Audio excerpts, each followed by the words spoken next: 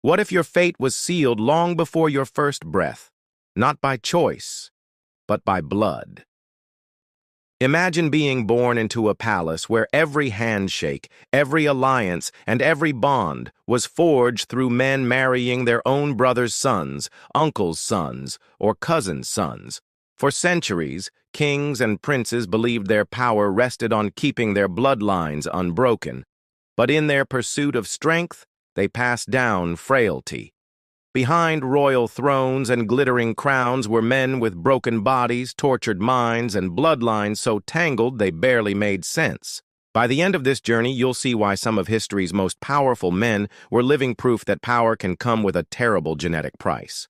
If you're fascinated by these hidden truths of history, make sure to hit like, subscribe, and share. It helps us keep uncovering the stories the textbooks often leave in the shadows. Born into the echoing halls of palaces, many royal sons carried destinies shaped long before their first cry.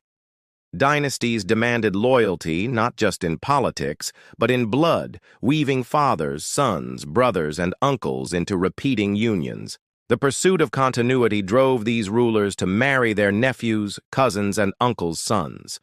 What seemed like a strategy for power became a generational gamble. Every alliance tightened the circle, narrowing bloodlines and magnifying hidden weaknesses. From Madrid to Vienna, men of crowns stood as symbols of strength. Yet their very bodies betrayed them. Shaking hands, fragile bones, and minds clouded too early told a truth their subjects rarely understood.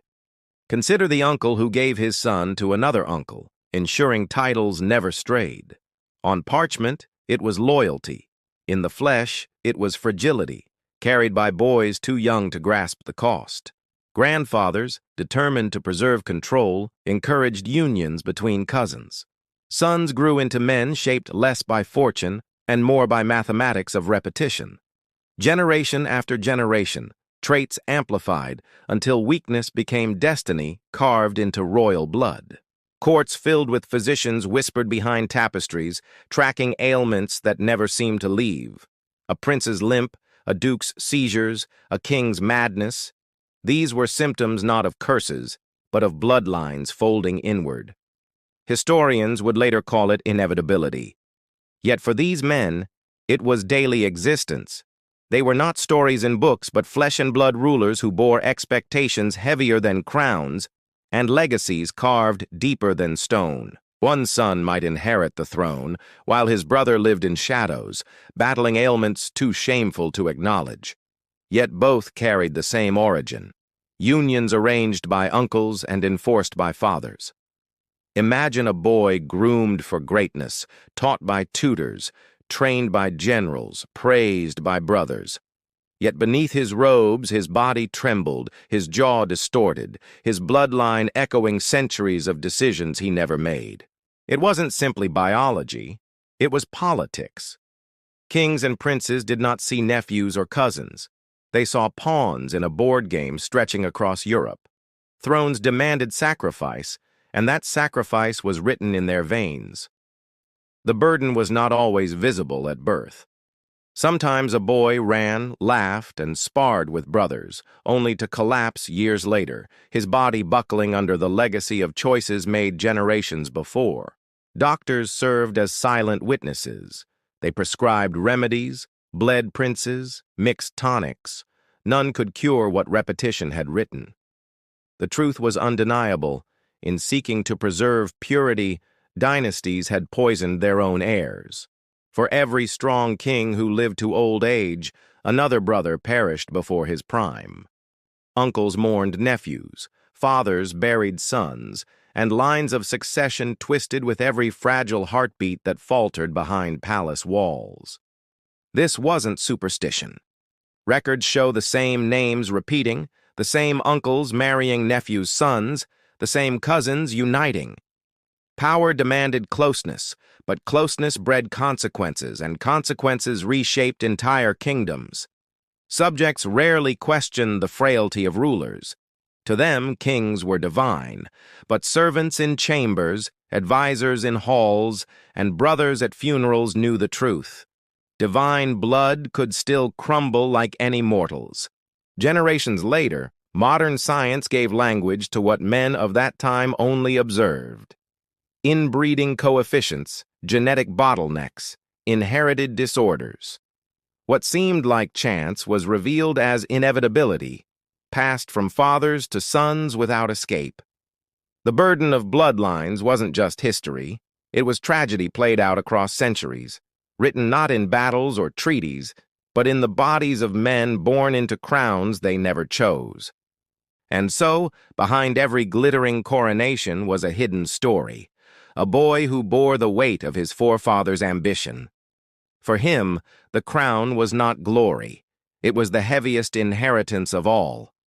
The dynasty of Spain stood as one of Europe's proudest legacies, yet behind its golden banners and mighty castles lay a darker truth. Generations of royal men carried bloodlines so twisted, their strength slowly crumbled. Kings believed marrying nephews, cousins, or uncles' sons preserved stability, but the result was clear in fragile heirs. Spain's thrones were filled with rulers whose bodies shook, whose minds faltered, and whose reigns became shadows of intended glory. A crown passed from uncle to nephew seemed secure on parchment, yet in flesh it yielded boys weak from birth, sons unable to stand long in battle, and princes marked by sickness before adulthood. One king, desperate for heirs, married his double cousin's son, ensuring that every drop of blood flowed from the same ancestral lines. Generations later, his descendants bore faces marked by deformity and health marked by collapse. Courtiers whispered about royal jaws that jutted too far, about kings unable to chew, about heirs who struggled to speak. These were not curses, but visible legacies of blood carried too tightly across centuries. Brothers of the crown watched helplessly as rulers weakened. Sons collapsed before their fathers' eyes. Advisors hid trembling hands and fevers from courts. Terrified subjects might question whether divinely chosen kings could be so fragile. Succession became a gamble. One king might reign decades, while his brother died before manhood. Each loss tightened desperation, driving uncles to force nephews into marriages within the same bloodlines, deepening the circle of decline. Wars demanded vigor, but kings often lacked it. Soldiers marched, yet rulers sat pale upon thrones. Spain's armies conquered abroad, but within castles, brothers and sons battled unseen enemies flowing in their veins. Doctors prescribed potions and prayers, but nothing cured inherited weakness. They saw seizures, limp bodies, and minds drifting into confusion. No remedy restored what repetition of blood had already carved into royal sons.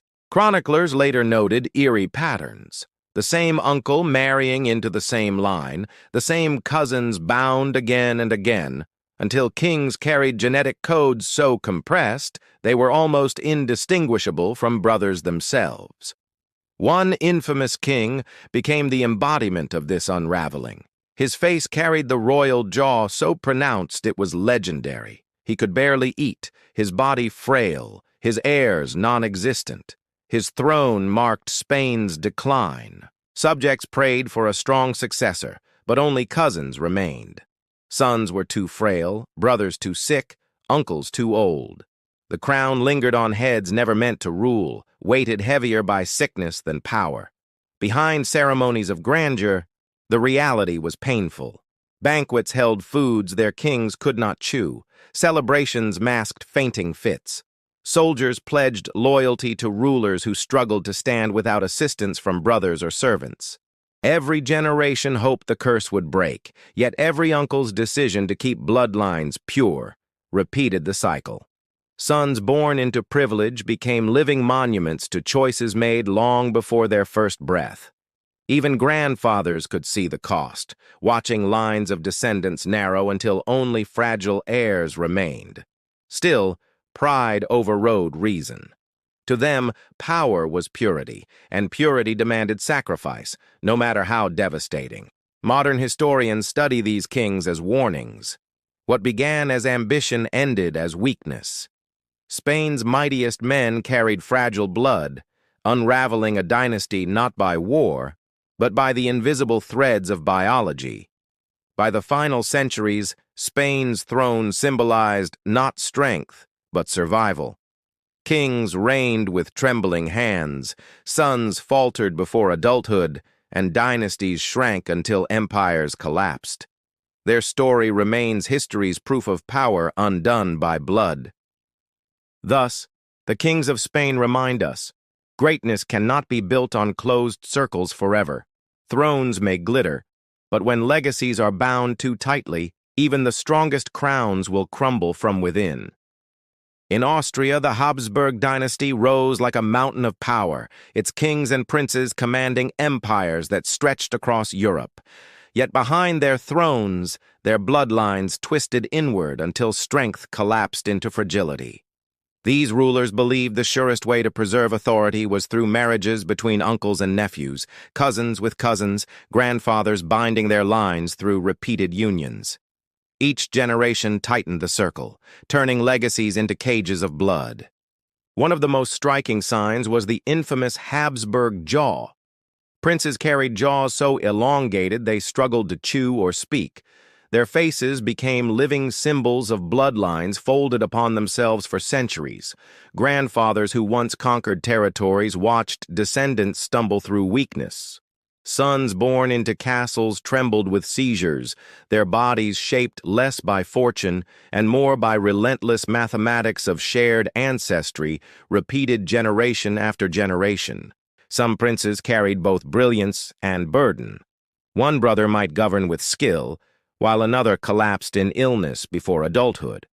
Every family tree seemed cursed, its branches looping back instead of reaching outward. Doctors observed patterns they could not name. Fragile bones, distorted jaws, fevers without end. Remedies were useless because the sickness lay not in the air, but in the very blood flowing through royal sons. Courts whispered of divine punishment. Yet the truth was human calculation. Kings and uncles chose to keep wealth and crowns within the same lines, never realizing they were crafting dynasties doomed by repetition. Consider a prince raised to inherit everything. Tutors sharpened his mind, generals prepared his body, yet by his 20s he could not walk without pain, his inheritance chained to bloodlines folded too many times. Brothers mourned brothers, uncles buried nephews, and succession grew desperate. Heirs often died young, forcing crowns onto weaker relatives. The line of succession became less about strength and more about which fragile boy survived longest. Despite weakness, Habsburg rulers held vast lands. Castles towered, armies marched, yet behind closed doors physicians battled endless ailments. Power looked unshakable from outside, but within, sons struggled against shadows passed down from forefathers. The Habsburgs became infamous for their resemblance. Portraits reveal nearly identical features: long jaws, drooping chins, narrow faces. Generations of repetition carved their appearance until one prince could be mistaken for his great-grandfather's brother. Subjects rarely saw fragility as weakness. They believed their rulers chosen by God. But advisors and brothers at funerals knew the cost. Kings carried crowns of gold on shoulders, weakened by their own lineage. Uncles who forced alliances believed they were preserving dynasties. Instead, they created fragile heirs. Sons born to these unions carried not strength, but decline, their reigns shortening, their bodies unable to match the glory of their lands. One prince, celebrated for intellect, collapsed into insanity by middle age. Another, destined for war, could barely mount a horse. Their legacies were not shaped by enemies abroad, but by invisible inheritances within. Historians later calculated inbreeding levels so severe they rivaled unions between direct brothers. These weren't isolated mistakes. They were deliberate strategies repeated for centuries, ensuring the dynasty looked powerful while slowly eroding from within. The irony of the Habsburg curse is that it was self-inflicted. The very choices meant to preserve thrones ultimately weakened them, leaving fragile princes to hold empires they could scarcely control. By the final generations, the dynasty's decline was undeniable. Heirs failed to thrive, succession faltered, and the once mighty Habsburg line became synonymous not with glory, but with the devastating cost of relentless inbreeding. Thus, the princes of Austria remain cautionary figures. Their castles still stand, their portraits still hang, but their bodies remind us that crowns built on closed bloodlines eventually collapse under the weight of their own design. In ancient Egypt, pharaohs declared themselves gods among men, yet their thrones were secured not only by armies and monuments, but by a practice that chained bloodlines, unions between brothers, uncles, and cousins, repeated endlessly. From the Nile's banks rose dynasties where kings wedded their brothers' sons to keep blood pure. To their people, this looked divine. In truth, it created heirs whose bodies bore the hidden toll of repetition. Pharaohs crowned sons believed to carry sacred power, yet behind the gold masks, fragile limbs, twisted spines, and weak lungs told another story. Divinity preserved by bloodlines so narrow that survival itself became uncertain. Consider one ruler, son of a king who married his own brother's heir. Born into glory, this boy grew pale and sickly, his very frame weakened by the relentless closing of ancestral circles. Grandfathers who commissioned pyramids also watched fragile grandsons falter. Priests spoke of curses, but physicians recognized patterns. Each new heir was thinner, weaker, burdened with ailments no ritual could erase and no offering could cure. Brothers shared crowns, yet their sons often shared deformities. Some could not stand, others collapsed before adulthood.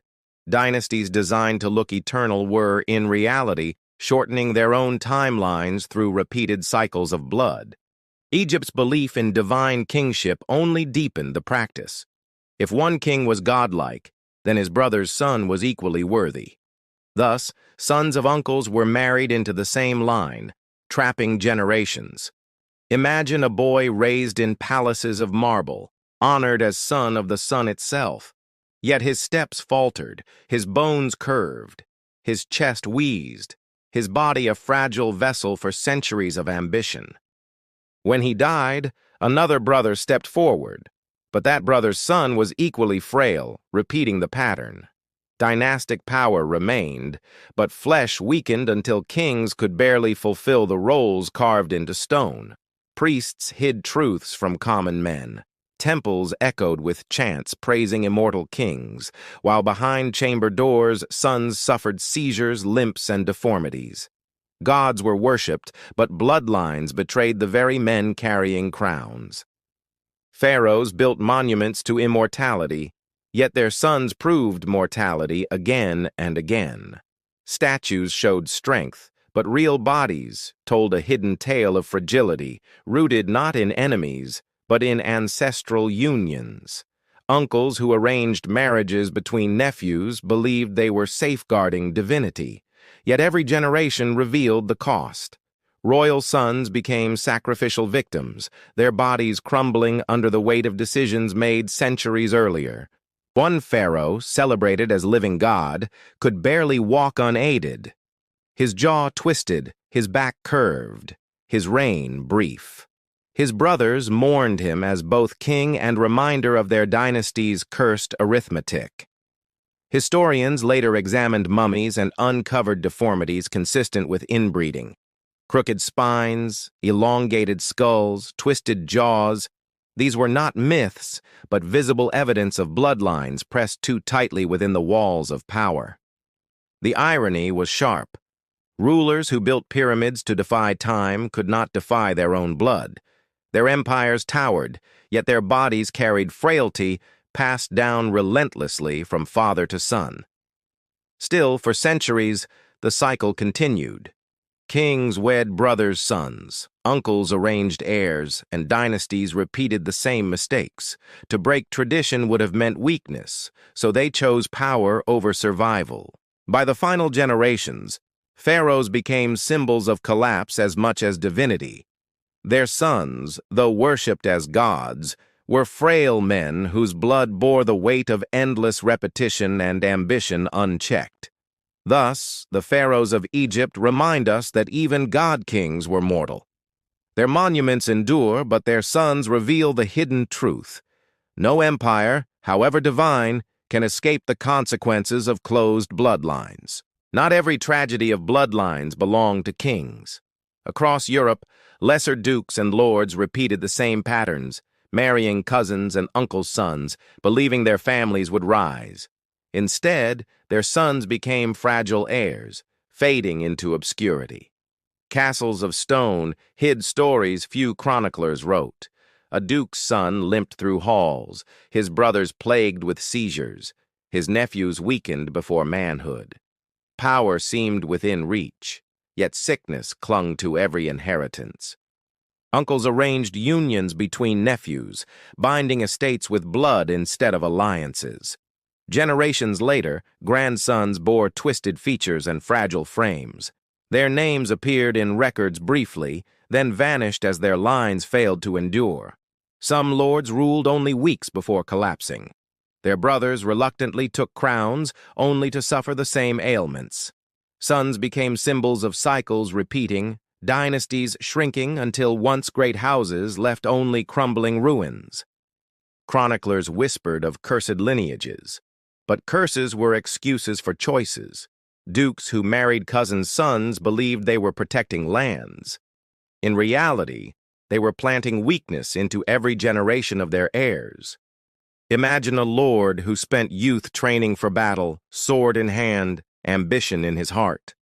Yet his body betrayed him before adulthood, his strength stolen by blood narrowed over centuries. Grandfathers mourned grandsons repeatedly, watching dynasties shorten. Lines that could have stretched across centuries ended within decades. Each burial carried not just grief, but the unspoken acknowledgement of decisions carved into family trees. Physicians documented symptoms: trembling limbs, distorted jaws, sudden madness. No remedies restored health. Lords demanded cures. But even the finest scholars could not undo what centuries of repeated unions had already written into their veins. Brothers often hid ailments from rivals, presenting strength in public while collapsing in chambers. Rival houses saw weakness, yet few questioned it, for they too repeated similar patterns, binding nephews and cousins to preserve blood. One forgotten duke left behind only a single son, celebrated as heir. Yet that boy's life was marked by deformities so visible they were etched into memory.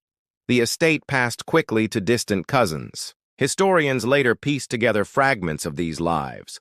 Small notes in records revealed cycles repeating across regions. Estates shrinking, houses collapsing, heirs weakening. Each forgotten lord was another warning ignored by those in power. These men were not emperors, yet their struggles mirrored kings. Their castles held less grandeur, but their bloodlines bore the same scars of repetition. Their downfall was quieter, yet equally devastating. Some brothers resisted tradition, seeking to widen alliances, yet their efforts were condemned by uncles and grandfathers, obsessed with purity. Those who defied expectations often lost inheritance, forcing dynasties further into decline. The irony remains striking. Lesser lords believed they were imitating kings. In chasing royal patterns, they inherited royal weaknesses. Their sons became casualties of ambition disguised as loyalty to blood. Generations later, ruins scattered across Europe mark their memory. Behind every broken tower lies a story of fragile heirs and uncles' choices. These forgotten houses prove that collapse often begins from within. While kings' names filled chronicles, the struggles of dukes and lords faded. Yet their lives carried the same burden. Crowns or not, repetition of blood left sons too weak to endure. Their obscurity makes their story even more haunting. They remind us that the curse of inbreeding spared no rank. From thrones to manors, ambition chained to bloodlines always ended the same way: decline. Thus, the forgotten dukes and lords stand as silent witnesses to history's warning. Power sought through narrow bloodlines may glitter briefly, but it leaves only fragile sons and names lost in dust. The Iberian Peninsula and the Hellenic kingdoms shared more than crowns. They shared bloodlines tied in knots. Generations of kings, uncles, and princes believed dynastic purity brought strength, yet their heirs carried weakness carved into their very bodies. In Portugal, monarchs repeatedly bound nephews to cousins. Sons were born into castles gilded with gold, but their frames trembled with frailty. Behind grand courts, brothers and uncles concealed sickness no prayer or ritual could erase. Princes, celebrated at birth, often struggled with adulthood.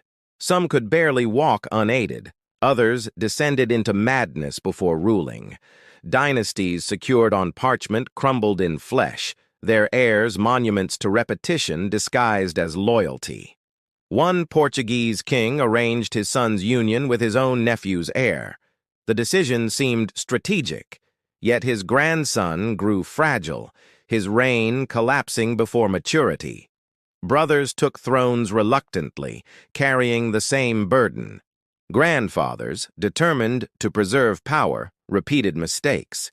They chose purity over survival, narrowing bloodlines until every descendant carried echoes of the same ailments. Sons became symbols of ambition twisted against itself. In Greece, the pattern echoed. Kings bound nephews and cousins in union, creating heirs celebrated as divine. Yet these boys bore fragile bones, delicate lungs, and trembling hands, traits that marked their lineage as doomed. One Greek prince, heir to both Athens and Macedonia, lived with a curved spine that left him struggling to stand. His father called him chosen by the gods, yet his body betrayed the claim. Uncles mourned nephews repeatedly. Thrones passed not through triumph but through survival, given to whichever son outlived the rest. Crowns became less about power and more about endurance within shrinking dynastic circles. Soldiers marched for kings who could barely raise swords. Courtiers wrote glowing praises, but inside palaces, physicians bled princes and prescribed herbs, knowing no medicine could undo what centuries of closed unions had caused. Records describe lineages so compressed that some princes shared grandfathers twice over. Their faces carried uncanny similarities, their voices weak, their reigns short-lived. Dynasties designed for eternity withered before reaching their true potential. Imagine a boy celebrated at birth, greeted by uncles and brothers as future king. Yet by adolescence, he coughed blood, his body bending under the weight of ancestral choices he never made. Succession in both Portugal and Greece became fragile. Each death threw courts into chaos. Brothers argued, uncles schemed, and cousins fought, all while heirs struggled simply to survive their cursed inheritance. One Greek dynasty, desperate for heirs, repeated unions so often that sons resembled brothers more than distant cousins. Their portraits looked identical, their bodies equally frail, their lives hauntingly brief. Historians later measured the genetic cost. Levels of inbreeding rivaled unions between direct brothers. These dynasties weren't exceptions. They were proof of what happens when power values blood purity over vitality. For centuries, chroniclers blamed divine will, but the truth lay in deliberate choices. Kings who married nephews to cousins condemned their sons to lives of sickness, shortening dynasties that could have ruled longer, stronger. Yet even as heirs weakened, traditions continued. Uncles insisted on purity, grandfathers enforced alliances, and brothers obeyed. No one dared defy centuries of custom, even as evidence of decline grew undeniable. By the modern era, both Portuguese and Greek dynasties symbolized fragility. Thrones still glittered, but behind every crown was a boy too weak to carry it, proof of legacies undone by their own blood. Thus, the princes of Portugal and Greece stand as tragic reminders. Power preserved through closed circles will always falter, leaving fragile sons and broken crowns where empires once dreamed of eternal glory. The age of kings may have passed, yet the burden of closed bloodlines continues. In isolated villages and forgotten valleys, sons still inherit the weight of repeated unions arranged by fathers, uncles, and grandfathers. Unlike ancient courts, these communities lack thrones or armies, yet the results echo the past. Sons are born with fragile frames, stunted growth, and minds clouded, living reminders that the mistakes of rulers still repeat. One remote settlement became infamous when brothers married their cousins' sons, generation after generation. The community remained hidden for decades until outsiders documented sons who struggled to speak, walk, or understand the world around them. These boys grew up surrounded only by brothers and uncles, their lineage circling endlessly. Without new blood, each generation resembled the last more closely, their features carved by repetition until individuality nearly disappeared. Grandfathers told stories of heritage, yet those legacies masked decline. Sons rarely lived long, and those who did often carried ailments that defined them more than any achievement or role within the community. Doctors investigating these cases found familiar signs: bone deformities, weak immune systems, and mental decline. What ancient physicians once misread as curses were revealed as predictable outcomes of repetition written into sons' blood. Imagine a boy raised by brothers in a tight valley, playing among crumbling houses, never realizing his frailty was predetermined by choices made long before his birth. His laughter carried weight he never chose. Uncles who believed they were preserving heritage inadvertently created generations of decline. Sons they hoped would continue traditions instead struggled with survival, mirroring dynastic princes who once collapsed under the same burden centuries earlier. Isolation deepened the problem. Without outsiders, no new blood entered these lines. Each brother married within the same circle, each son repeating traits, each grandson carrying a heavier weight than the one before him. When investigators exposed these stories, the world reacted with shock. But for historians, it was familiar. The same tragedy that felled kings and princes now played out quietly in modern valleys and towns. The difference lay in visibility. Kings' frailties were hidden behind castles. These sons lived in plain sight. Their struggles were documented not in chronicles of glory, but in photographs and medical reports. One documented case revealed a boy whose features mirrored those of ancient rulers: elongated jaw, narrow face, trembling hands. His life became a chilling reminder that history's lessons had not been learned. Grandfathers in these villages clung to tradition, insisting on purity. They saw outside unions as betrayal. Yet their devotion chained sons to suffering, proving once more that pride often outweighed survival. Brothers within these communities often cared for one another tenderly, aware of their shared fate, yet their loyalty could not undo what centuries of repetition had ensured. Compassion clashed with inevitability. Scientists studying these cases noted eerie parallels with dynasties like the Habsburgs. The same genetic patterns appeared, the same compressed lineages. History, it seemed, was not a story of the past, but of cycles repeating. For the boys themselves, life was not about dynasties or science. It was about surviving each day, often dependent on uncles and brothers, their fragile bodies limiting dreams before they could even form. Modern echoes remind us, the curse of bloodlines is not confined to crowns. It lingers wherever isolation reigns, wherever sons are bound too tightly to their own ancestry, repeating history's darkest arithmetic. Thus, these isolated sons of the present carry ancient shadows. They stand as proof that lessons ignored will always resurface, binding new generations to the same decline that once toppled empires. Across centuries, dynasties believed their power eternal, yet many collapsed not from conquest, but from within. Their last heirs, fragile sons of repeated unions, stood as final proof that closed bloodlines cannot endure forever. In Spain, the crown once glittered across continents. Yet its throne eventually rested on heirs so frail they could scarcely eat without assistance. Brothers buried brothers, and the dynasty narrowed until extinction became unavoidable. Austria's Habsburg line followed the same path. Grandfathers demanded purity, uncles enforced repetition, and cousins married cousins. Their last princes became ghosts of empires, their faces etched with the unmistakable marks of compressed bloodlines.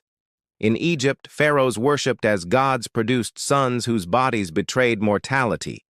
Twisted spines, fragile limbs, and shortened lives marked the final heirs.